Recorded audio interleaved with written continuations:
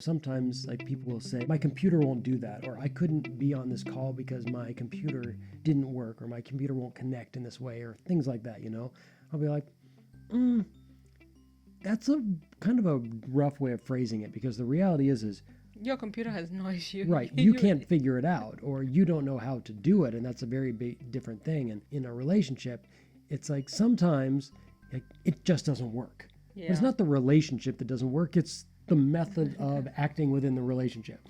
The computer works fine, it's just user error. In this case, our relationship is fantastic. Sometimes we have user error, and so we don't run to the computer shop when we're having a user error. Welcome back to part 2 of this week's episode of the Interracial Couple podcast. Do you want to read the prompt? Yeah.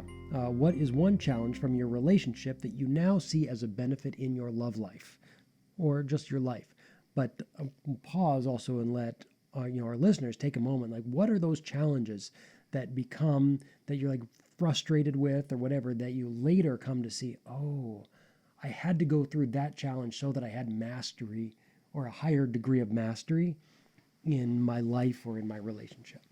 So I'm going to go back when we were living in Kenya, and I came back to California for 2 months. And then I came back to Kenya. There was something nice. There was like some rekindleness of our relationship. And then you left for a month and you went to Germany, and I stayed home in Kenya. And you came back, and there was just something special about being away from each other. But right before then, I would be gone like a weekend with a friend, and I would come back, or somewhere, a couple hours, and I would come back and I would be like, babe, did you miss me? And you would be like, no. And my feelings would be hurt. I was just like, and then I was like, then lie. Like, literally, I was just like, if I ask you that next time, just say yes. Like, did you miss me? Lie about it. Just say yes. But you never did. You'd be like, no, did you miss me? And some days you'd say, yeah, I missed you. But having spent so much time, and the challenge is that COVID has happened. We both run our own business from home, and we've spent so much time together, is that I've come to appreciate this space. And so last week I was like, there was a challenge and we were not getting along, and I was like, I need space. And I really didn't know how to ask for space. And so I asked for that space like any angry person would ask for it. Like any angry person would do. I yelled at you about it. I was like, I need space.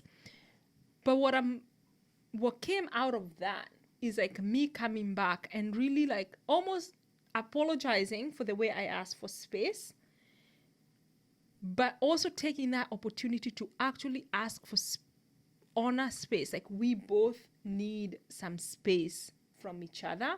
And now, like, when over the weekend, you went hiking with a friend, I stayed home and took that moment to be by myself, or to like, so I feel like the challenge is that there are moments where I'm like, oh, we didn't, like, in the beginning of our relationship, we didn't spend as much time together.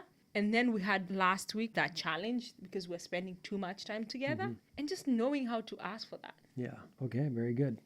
What about you? Compromise. Two of those things were like, really like, where do we live?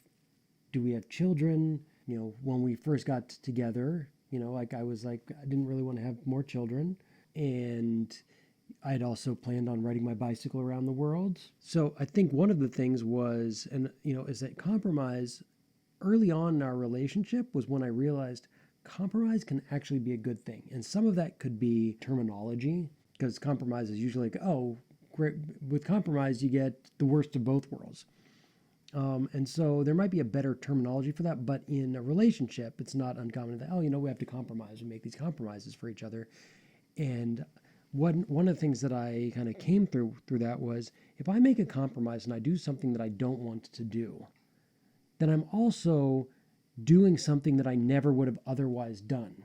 So for me, when we came up against these certain roadblocks of like, you really want something and I really want the opposite, would actually be like, can I actually choose to do this, because I refused, I decided I'm not going to do anything unless I decide to choose it. Yeah.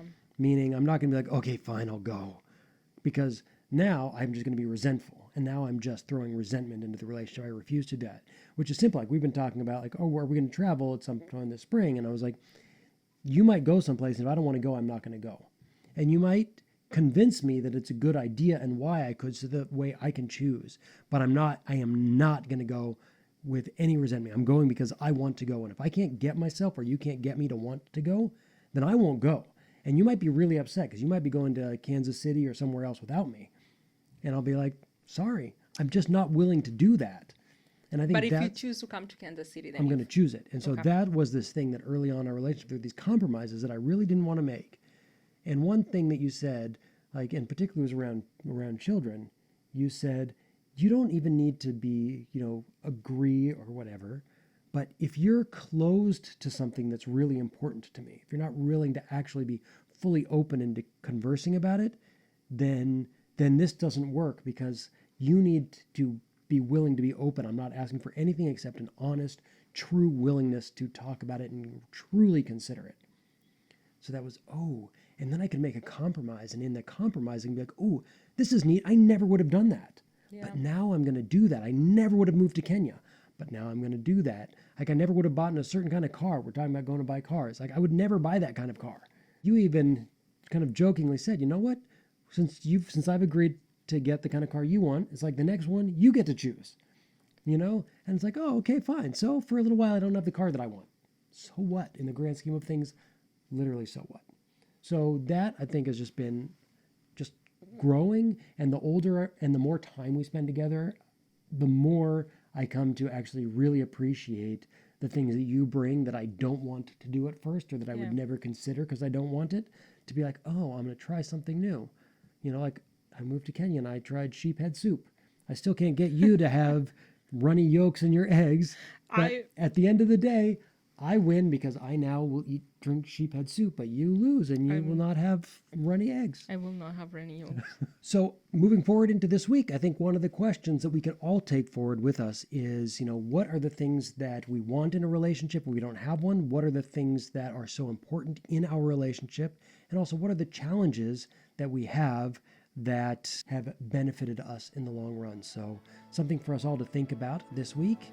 And until the next time, have a wonderful and amazing week full of love. Yep. See you next time.